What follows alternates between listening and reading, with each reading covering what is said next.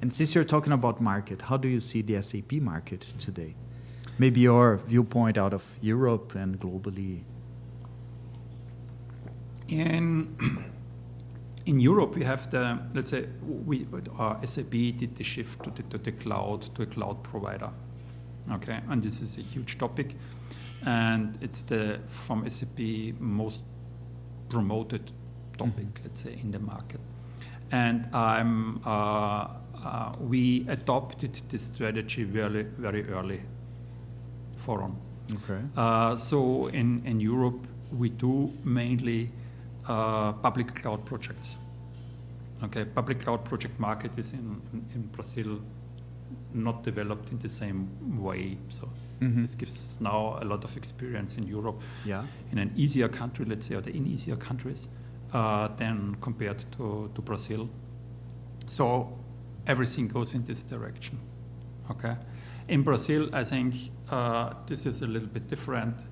So the ERP market in Brazil is a cloud market, but not 100% cloud market. It will follow. But on the other side, in Brazil, you have, let's say, like we mentioned before, the DRC and other components. They are cloud components, and even in these fields, the market is growing very fast. So I think at the end of the day, it's the same target, but the way is a little bit different. Yeah.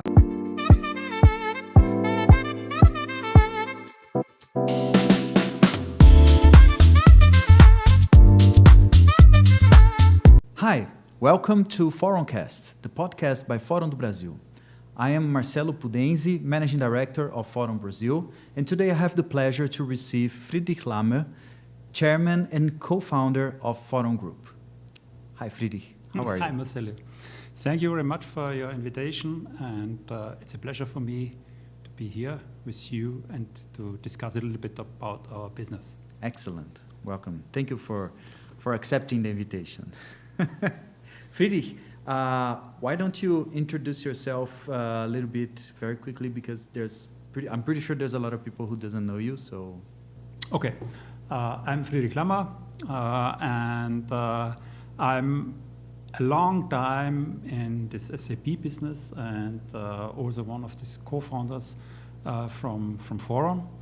And actually, personally, I'm from, let's say, from my history, I'm a technician and an economic person. And SAP is a good field to combine these both fields in these areas. And this is the reason why I'm here. Okay, excellent. And since you mentioned that you've been working with SAP for some time and so on, I wonder, how did you decide to get into that market? How it was when you took that decision? It's a good question. As I said before, I started in the technical fields. Originally, I'm a physicist, and then I did additional studies in economics. And what is the best combination? Best combination is from technician and economics is the field of informatics for computer science in the field of business. Okay. And this led to the decision to go in this market. Okay, interesting. And then how it was that you decided to co-found Phoron with some colleagues? How it was this decision, and how it was this process in the beginning? Good question. It's a long story. All my colleagues, we founded together Phoron. We worked in the same company at the end of the 90s, so it's a long time ago. This was let's say, at this time it was a little bit an overheated market, because there was a huge demand for ERP projects. The year 2K bug, nobody remembers about the year 2K bug, but there was a big fear the computer systems will not work at the 1st of January 2000, and therefore many companies tried to implement before a new software, and they chose SAP many times. So there was a huge market and a huge demand for new systems. And we did this business successfully, and it was great. But it was, let's say, not for a long time, or we supported the clients not a long time. Okay, so not like a life cycle management we say now. And our colleagues and me, we wanted to establish long-term relationships to the clients, to create solutions, sophisticated solution you will not implement at the first step and so on. But this possibilities, these options we did not have. Okay. So, and this led to the let's say idea to found a company which is focused on implementation, but also to support the clients over a lifetime.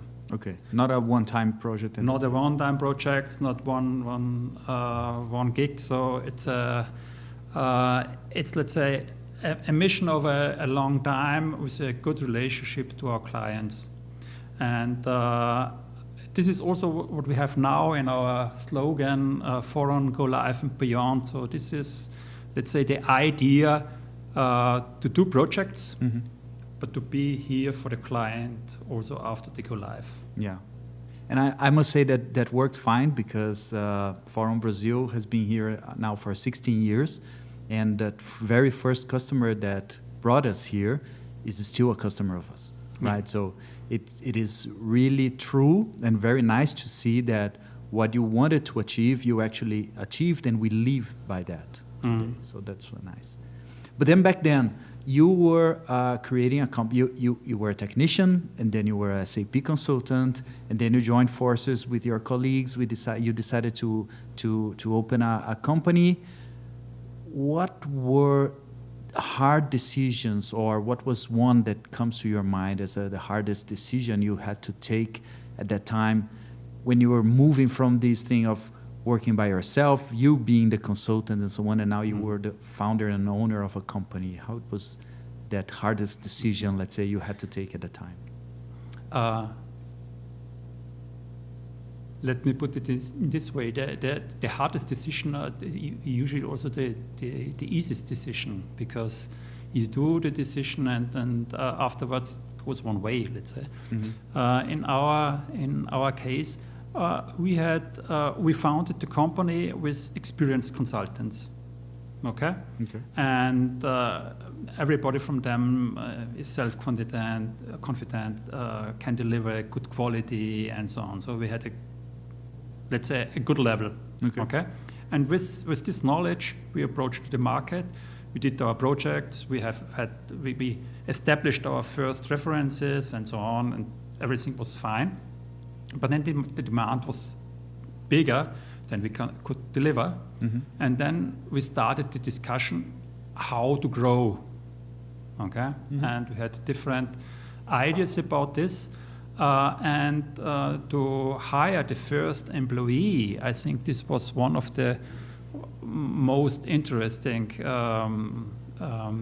topics, or the phase was the most interesting and most discussed phase, because until this time we were responsible for ourselves. Okay. So we were consultants. We did projects. We delivered our service. If we let's say, at this time, we had 11 consultants, experienced consultants, and we delivered our services by ourselves. And the colleagues were self-confident. They had a lot of experience, so it was no problem to deliver our solutions, our service in the market. But the demand from the market was much bigger than what we can deliver. And then we started the discussions about how to grow. Mm-hmm. And there were different possibilities. And at the end of the day, we chose to hire employees. Yeah. And until this time, we were only responsible for ourselves, and this we had 100% of the control. Yeah. And then you took responsibility for other persons, okay? In two parts. One, on the one hand side, you have to provide them with enough work, okay? Yeah. Was not the big problem. On the other side, you have to deliver the quality and the work to our clients like they are used to. So, okay? Okay. And then at the end of the day, we did this decision. And after this, we focused on to educate, to train our colleagues, to try to establish standards and so on. And then it was, let's say, moving forward. Yeah. So giving up a little bit of control, because at some point it was everything in your hands, right? You could control, but not giving up on some values, right? Like quality. You mentioned quality, I think, more than once. And it's still today, Phoron is famous for its quality, right? So I think you were very successful on keeping this as a value for the company, because I would say it's one of the major things that differentiate us in the market, right? Hopefully. Yeah, I'm pretty sure. Friedrich, but let me ask you one thing. You told us a nice story. I can see that was definitely a challenge. I would try to push you a little bit further and ask you about if there was any time in these 20 years now of Phoron in Austria, 21 years now, since 2004, right? And so if there was any time in that period that you thought, maybe the company will not survive or something will happen, and there was any time like that, and how did you navigate this situation? Yeah, I think we had good conditions because we had the market and everything from this perspective was great. Okay. But of course, if you do a startup, it's new for you, the business itself, not the content, but how to run the company, how to establish the company, how to fill areas we did not use before. I came from the consultancy, from consulting, and we did not do the accounting, the HR, and all these other fields. And of course, in this period, you're not, let's say, confident that the company will always go on this growing path, and what will happen if some project, if projects will be postponed.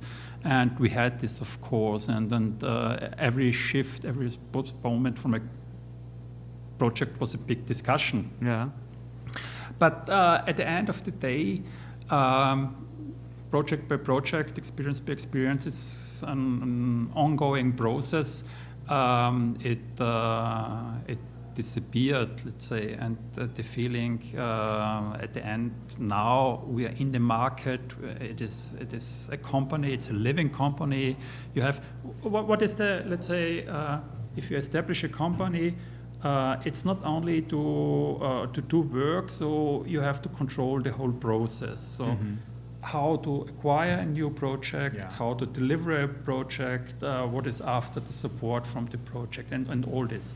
And at the first, we started only in this part of delivery, let's say. So we knew how to deliver a project. But this acquisition and this other phases we learned and we established and we implemented in the company. And and back to your question, I think this we did never have, let's say, the fear Phoron will disappear or will be not successfully, but it was more a question how successful we are. Okay. Interesting. Okay. Positive thinking. Yeah, no, it's... Okay. And then 16 years ago, you and the owners decided to open a branch in Brazil. So how was that process? An Austrian company, a successful Austrian company, doing business in Europe, in Germany, and in many other countries. You told me that Phoron was doing rollout business to many countries and so on. So how was that decision to, okay, let's open a branch in Brazil? Yes, this was 2 steps. Let's say the first is we had experience in rollout business. We started in a group, IT company in a group, let's say in an industrial group. And there we did some rollouts to some subsidiaries, okay? And this procedure to implement in a headquarter and then to many subsidiaries, we started in an early stage, okay? So at this time, our typical client, German client in this case, 2,000 employees, 4,000 employees in this, but they had 20 subsidiaries worldwide. Wow. Okay, so, and then you establish the headquarter and then do the rollouts in all these countries. And we did this usually with our core team, so the team, they established or implemented the kernel. Okay. And with English, it was not a problem to, let's say, support and do the additional localization and so on.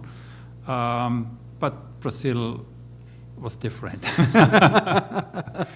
Brazil was completely different, and we knew them, and we approached a little different to this rollout project, to our first rollout project for a German company in Brazil.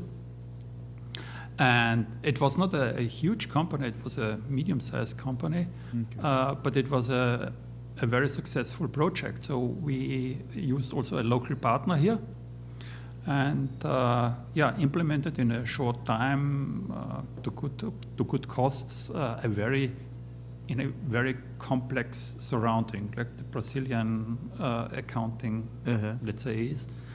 And then we immediately had the next project and the next project, and then we thought, who is able to, let's say, build this bridge from Europe to Brazil, and this was the first step to let's say, to found a company in a country far away from Europe. And then we did this, and we focused on this rollout market to bring the knowledge from Brazil to Europe. And on the other side, of course, we were nearby SAP, nearby, let's say, the technology, so also to transfer knowledge to Brazil, and it worked. Okay. And is it true that you took the decision to open a branch with a cup of caipirinha in your hand or something like that? It's true. A colleague of mine and we sit at Catedral de Shopping in Campinas. Okay. And we had a strong project discussions, let's say. And then we decided we will do this. And we opened this branch. At the beginning, more for marketing and, let's say, do the cooperation, and more we established a real company in Brazil with employees and Very nice. Yeah. When I joined Phoron 10 years ago, I was employee number 20 or something, 22. I remember my first interview was with you in Vinhedo office, right? And what called my attention immediately was exactly a pack of everything you mentioned. So the quality, the fact that Phoron is an Austrian company in Brazil, building this bridge between Brazil and Europe to the companies that don't know how to navigate the complexity of the Brazilian tax system and so on, right? Because implementing SAP is a challenge. Implementing in Brazil, it is a bigger challenge. And so I remember very well that the first impression I had when I had the first interview with you, actually, was exactly that. Okay, why is there an Austrian company here, and why are they so concerned about quality, about building this bridge? And I think, and then when I realized and I understood that, I really came to the conclusion that it was a very intelligent move, because I think there is a market for that, right? There's definitely a market. We have been here for 16 years now, so it's proven, right? We have done more than 50 rollout projects. So, and what I also like to say a lot is that in the first 10 years of Phoron Brazil, we didn't even have a salesman in Brazil, because you guys would do all the work in Europe, in selling, right, in marketing and so on, and then we would deliver the projects here. But then, as we mentioned about the very first customer, right after the project, we would go beyond, right? Not only go live, but then beyond. And then these customers remain with us until today. So I think that's very nice. And like we said, we came from Europe and went to Brazil, but it was from the knowledge and exchange in both directions. Because if you remember right, Nota Fiscal Electronica was established at the end of the 2008, 9, 10. Yeah, 8. Yeah. And this connection to the government, this data transfer, we had this before in some places worldwide, but not in the intensity the Brazilian government implemented. Okay? And all this field, this DRC field now, is following them, and we transferred a lot of knowledge from these projects here in Brazil to Europe, because now they try also to do electronic invoice and all this data exchange more and more to the government. But this is from the development. It's really funny, but it is. It's behind Brazil, much behind Brazil. Okay. So some fields, let's say, were better developed in Europe, but some fields are also quite good developed in Brazil. And the best is to take both and use the advantages. Sure. And exchange places. Okay, so it was not only, it was not like you were colonizing Brazil, but also... we did not conquer Brazil, no, so, definitely not. But it's very nice that you said that also Phoron Brazil was contributing to the group in terms of knowledge sharing and this definitely, one.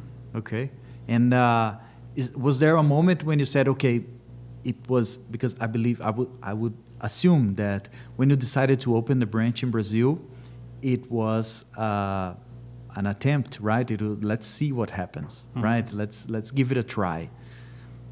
Was there a moment that you said, okay, it was the right decision, we did it right? Yeah. I remember one discussion I remember. It was, I think, 3-4 years after we established the company. So we were successful, company runs, everything was okay. And we had a discussion with our auditor, and they told us specific other companies tried to approach the market in Brazil and establish a company there. Okay. But they were not successful.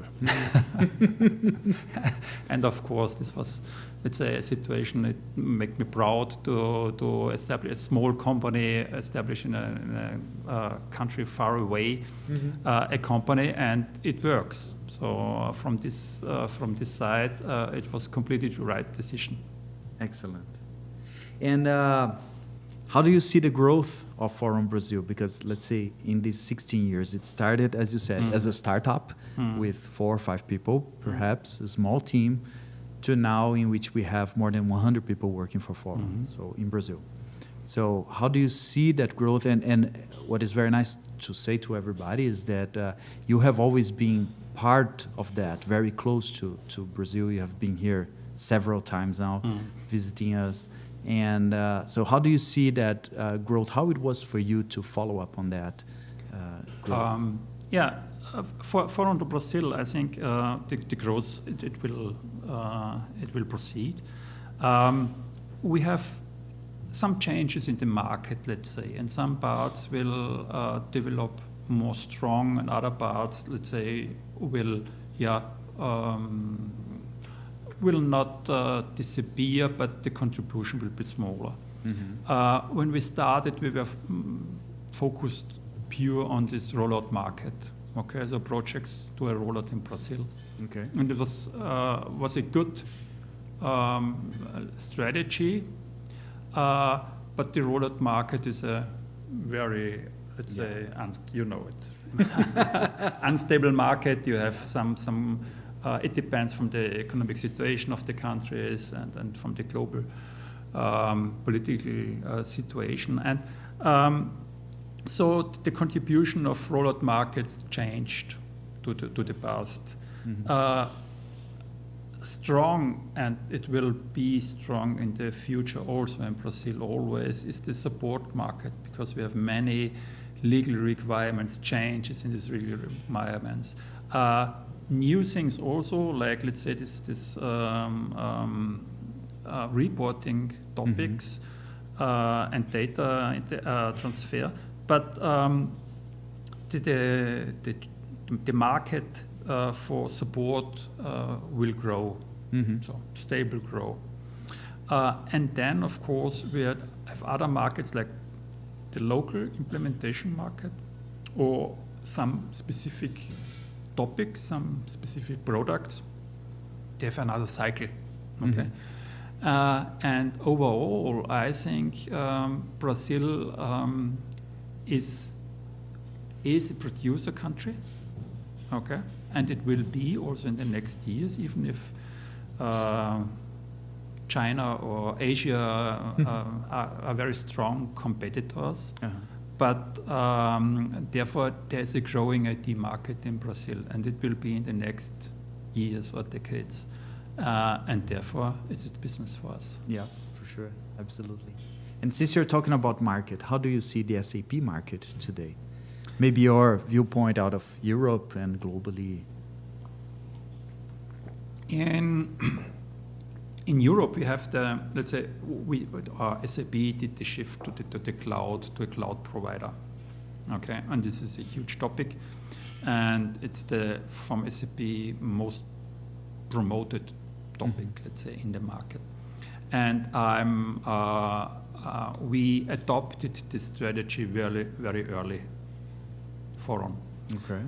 So in Europe, we do mainly public cloud projects. Okay, public cloud project market is in Brazil not developed in the same way. So this gives now a lot of experience in Europe. Yeah. In an easier country, let's say, or in easier countries than compared to Brazil. So everything goes in this direction. Okay. In Brazil, I think this is a little bit different. So the ERP market in Brazil is a cloud market, but not 100% cloud market. It will follow. But on the other side, in Brazil, you have, let's say, like we mentioned before, the DRC and other components. They are cloud components, and even in these fields, the market is growing very fast. So I think at the end of the day, it's the same target, but the way is a little bit different. Yeah. But then nowadays, SAP promotes a lot S/4HANA, cloud, for sure. AI, of course, the whole market is talking about AI. And at SAP also BTP. So how do you see this change in the strategy? Because in the past you would have your on-premise SAP system, you would do whatever you want to that, develop things, customize and so on. And now you have this clean core strategy with BTP. I think this, over the time, we saw not everything we did 20 years ago was perfect.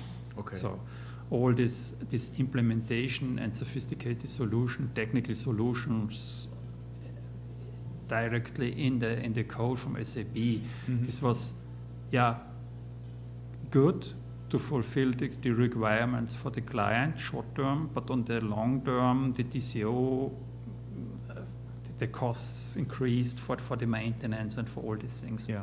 So I think the strategy to keep the product itself clear from adoptions, from adjustments, this is a good strategy, and SAP now lives this strategy more than, let's say, 10 years ago, 15 years ago. Also 15 years ago, theoretically, you had the possibility to do this, but it was not in the market. Okay. And now it is, due to the technical restriction with Cloud ERP, you have to use BTP. And it's also, for me, it's quite interesting.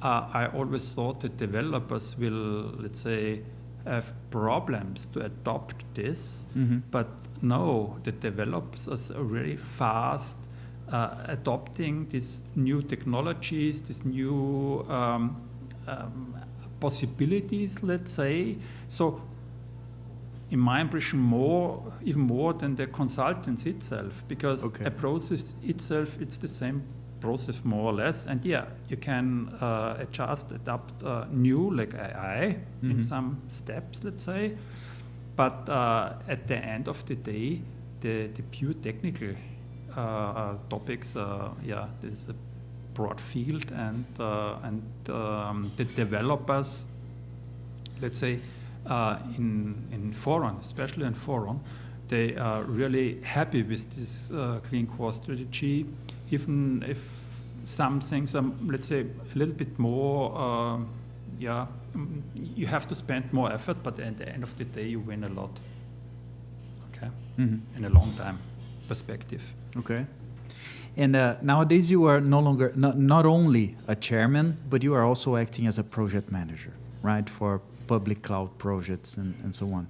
And you said to me that's because you wanted to, right? Yeah. You wanted to have that experience with the public cloud. And I know that many people still have a stereotype or a confusion that a public cloud project is always for small companies, low complexity, and these kind of things. How do you see that? Is it true? Is it not? Can a big company use public cloud? How do you see that? No, I think you can also use public cloud in a large company. Okay. It makes, I think, more effort in planning and how to do and so on.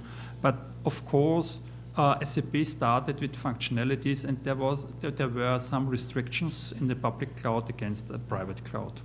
Okay, but there's more, let's say, the difficult not in these restrictions, more with the philosophy. So all the consultants have get to used to this new technology, to this new strategy, let's say, and then you can build the same solutions.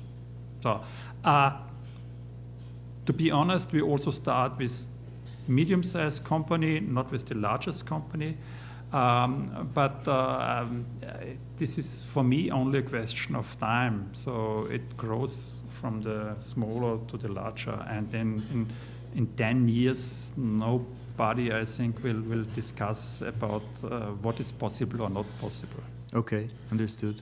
What is the smallest public cloud project we had in terms of effort, and the largest, more or less? The smallest, about, let's say, 200 consulting days. Okay. 150, 200 consulting days, and the largest in the thousands. Thousands? Yeah. Okay. So it's really large projects. It can be 3,000. Yeah. It can be a very large project. Yeah. Okay. And you were mentioning this mindset change on the consulting, on the consultants. Is this something that they have to do today to keep relevant in the market? How do you see that? No, I think this mindset,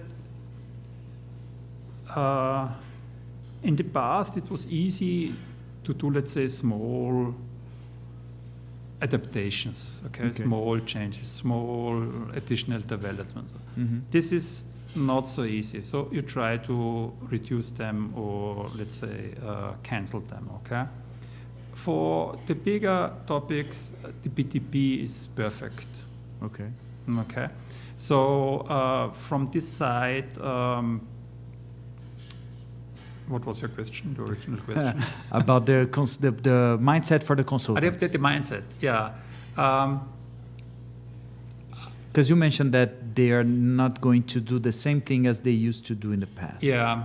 Right. No, I think it is more, let's say, it is more real consulting and not so much development of specific functionalities. Okay. So this overall process, okay, is, I think, more important than was in the past. Okay. Because the big systems, they focused always on small fields, let's say, and did very deep implementations, and this changes a little bit. Okay, understood. If I were a Brazilian CIO of a Brazilian company, what kind of advice you could give to me in terms of SAP transformation or adoption? I would say, for sure, you would say adopt SAP. of course, with Phoron. No, but yeah, but I think the important is to have the long-term strategy, not focus on the problems now you have. The small, short-term, focus on the long-term, and with the SAP projects, and we have this project since end of the 70s. So this is a really, there's a roadmap. There's a good solution, or there are good solutions, and you will not lose the value. So I think it is a good time to do this movement. Now we have many innovations in the market. AI is one, always discussed. So it is good. It's not perfect. It will never be perfect. But on the long term, I think it is useful to stay on let's say on this line, or on this roadmap SAP use now. Okay, so it's a journey, not a destination. It's not a destination. Yeah, definitely. Okay, nice, very nice. And Friedrich, you have done a lot, right? It's now 20 years of Phoron, consulting, many projects. You have been consultant, you're now project manager, chairman of the group.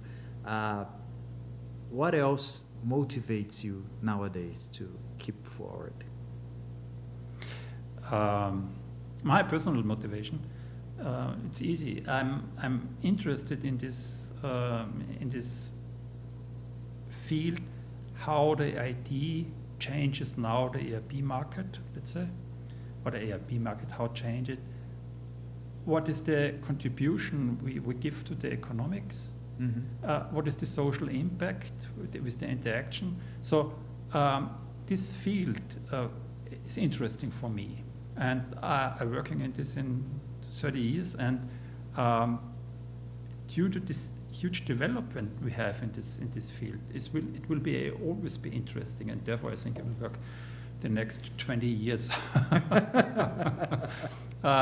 as CIO, as whatever in this ERP market.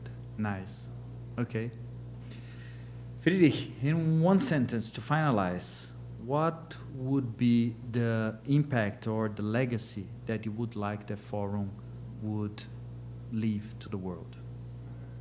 That Phoron would leave to the world? Yeah. I think it's a general statement. Challenge yourself every day. If you do this, you will get a good perspective and a good solution at the end of the day. Okay, very nice. Inspiring. Yeah. Okay, excellent. Friedrich, thank you very much. It was a pleasure to talk to you today here, and I'm pretty sure everybody was very happy to get to know you a little bit better, get to know about the history of Phoron. So thank you for sharing these stories and this time with us here. Okay? Thank you for the invitation. Thank you very much. And to all of you, thank you for your time, and see you in the next episode. Bye-bye.